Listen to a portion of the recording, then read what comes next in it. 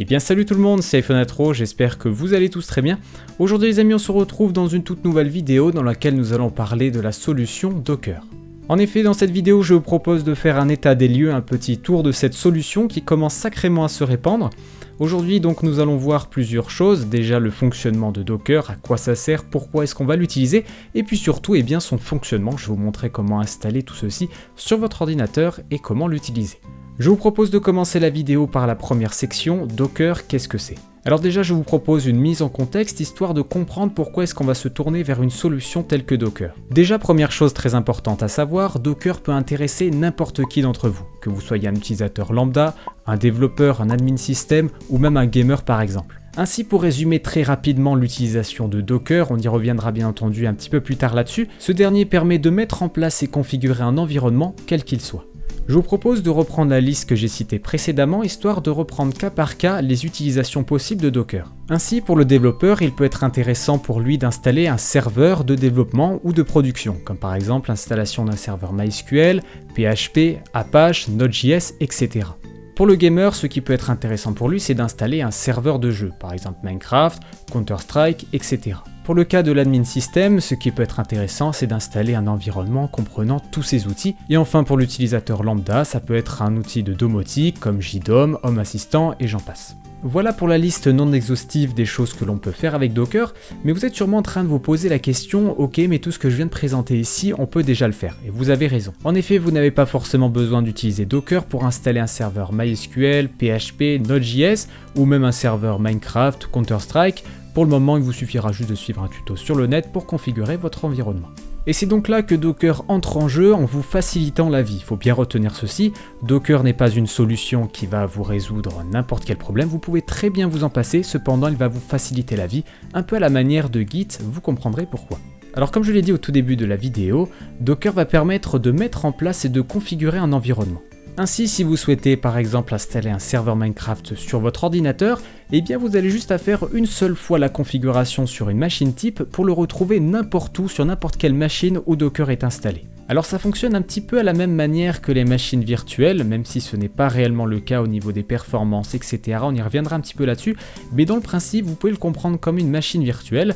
Vous allez donc créer votre machine qui sera sur votre ordinateur et vous pourrez la lancer quand vous voulez. Alors dans le jargon de Docker, ça ne s'appelle pas une machine virtuelle, mais plutôt un conteneur. Alors le conteneur est le fruit de l'instanciation d'une image dont je vais vous expliquer juste après.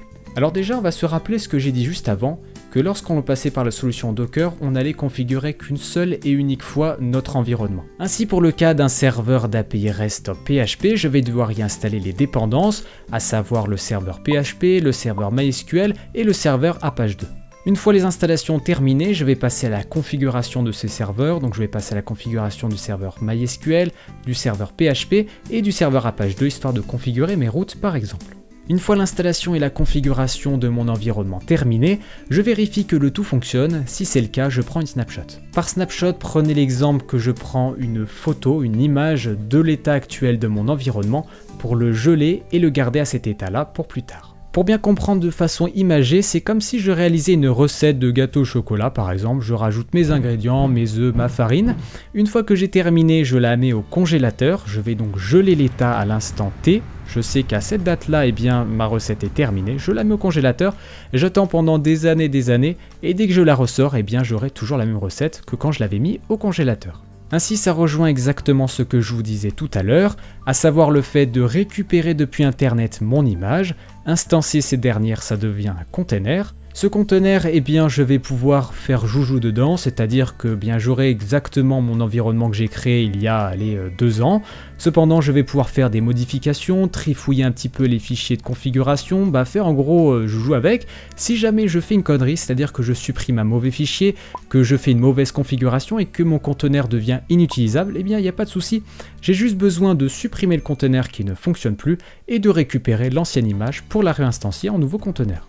Je pense que maintenant vous avez saisi la petite référence subtile que j'avais fait à Git, parce que oui, il y a également du versionning. Pour bien comprendre également ce cas de versionning, on va reprendre l'exemple juste avant. Je vais ressortir du congélateur entre guillemets mon image que j'avais faite il y a 2 ans, donc de mon serveur d'API REST PHP. Je prends cette image, j'en fais donc un conteneur. Ce conteneur, je peux y faire joujou. Dans ce conteneur, je m'aperçois que la version de MySQL est beaucoup trop vieille et comporte maintenant de très grosses failles de sécurité. Naturellement, pour réparer le problème, je vais mettre à jour le package MySQL dans sa dernière version. Cependant attention, parce que quand je vais faire ces modifications, je vais être dans mon conteneur qui est donc encore une fois l'instanciation de mon image. C'est-à-dire que effectivement dans le cas présent de mon conteneur, j'aurai les correctifs apportés à MySQL, mais dans mon image, eh bien, je n'aurai rien changé car celle-ci est congelée toujours. Et c'est donc là que le versionning entre en jeu. En effet, je vais reprendre une snapshot de l'état actuel de mon conteneur et le remettre au congélateur, sauf que cette fois-ci, je vais coller une petite étiquette dessus en disant que c'est la version 2. Contrairement à ce que beaucoup de gens pensent et sans rentrer dans les détails, Docker n'est pas une machine virtuelle et fonctionne différemment. Dans le cas des machines virtuelles telles que VirtualBox, VMware par exemple, une certaine partie des ressources est dédiée au processus de la machine virtuelle.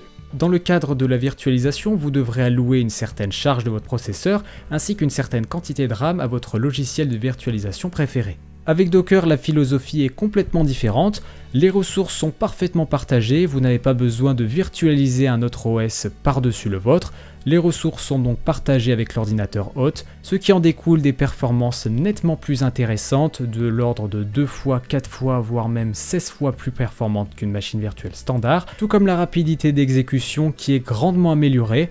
Au lieu de démarrer un OS complet qui est très long, vous appuyez sur Start, donc démarrez votre conteneur, et vous allez voir c'est instantané, tout simplement. Et bien voilà pour la présentation de Docker ainsi que les raisons de l'utiliser. Je vous propose maintenant de basculer à la seconde section de cette vidéo. Dans cette dernière, nous allons voir ensemble la première prise en main de la solution Docker. On se retrouve tout de suite sur mon ordinateur. Concernant l'installation de Docker sur notre ordinateur, je vous donne rendez-vous dans la description de la vidéo. Vous y trouverez tous les liens pour l'installer selon votre système d'exploitation. Faites attention, il existe plusieurs versions de Docker, je vous invite à prendre la CE, Community Edition. Je vous rappelle qu'elle est disponible sur Mac, Windows et enfin Linux. Une fois Docker correctement installé sur votre ordinateur, pour macOS ça se situe en haut dans la barre de statut, pour Windows ça se situe tout en bas à droite. Votre Docker va donc se lancer par défaut au démarrage de votre ordinateur, vous pourrez changer ça dans les préférences. Pour ma part, je le démarre toujours au début, comme ça au moins je suis sûr et certain d'accéder rapidement à mes containers. Il faut savoir les amis que Docker est principalement utilisable dans le terminal, c'est-à-dire que c'est un outil en ligne de commande. Donc pour s'assurer le bon fonctionnement de ces derniers, on va aller ouvrir le terminal, le CMD si vous êtes sous Windows, on va taper Docker, on va faire entrer. Si vous avez comme moi, c'est-à-dire une liste des commandes possibles avec Docker qui s'affiche, c'est-à-dire que votre Docker est correctement installé, faites attention quand même à ce qu'il soit bien en running et on va pouvoir continuer.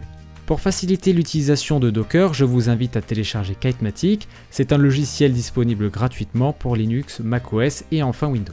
Cet outil permet donc de se séparer du terminal, du moins pour les tâches les plus basiques, permettant ainsi de télécharger des images directement depuis le Docker Hub que nous allons voir plus tard et d'instancier directement des containers.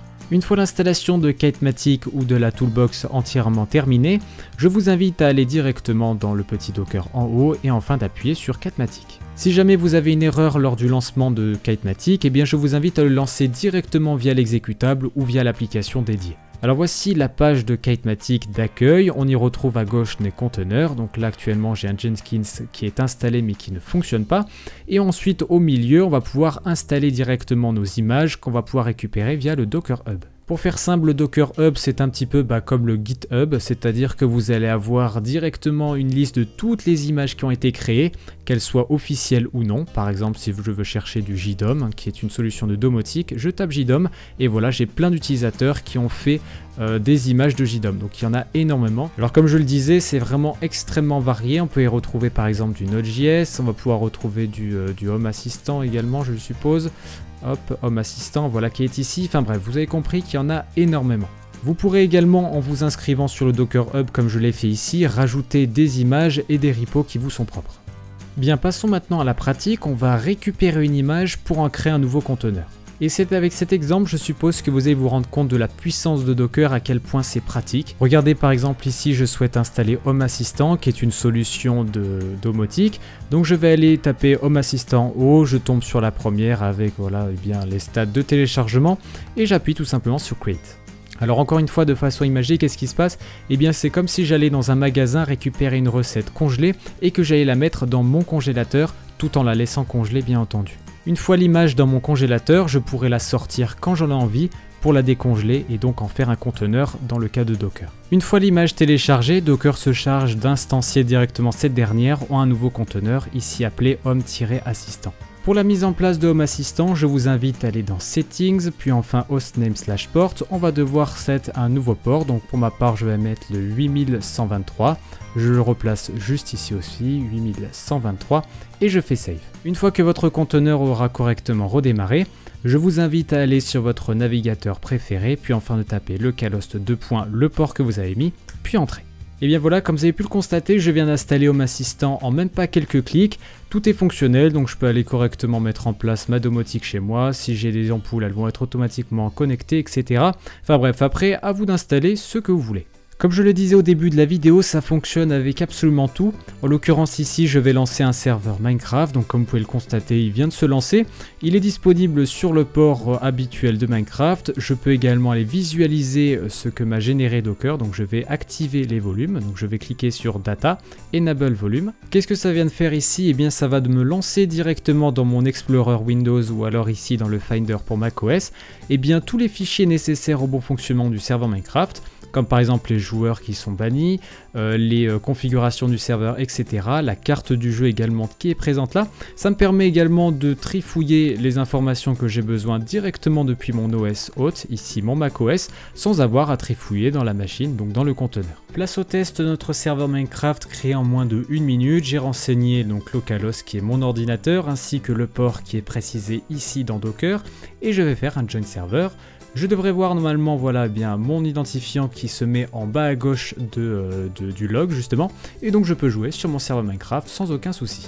Pour interagir avec votre conteneur, vous allez avoir les boutons qui sont en haut, Stop pour arrêter le conteneur, Restart pour le relancer, Start donc qui se remplacera ici à place du Stop, permettant donc de lancer votre conteneur, et Exec permet d'ouvrir un terminal pour essayer de voir les fichiers qui sont à l'intérieur de votre conteneur.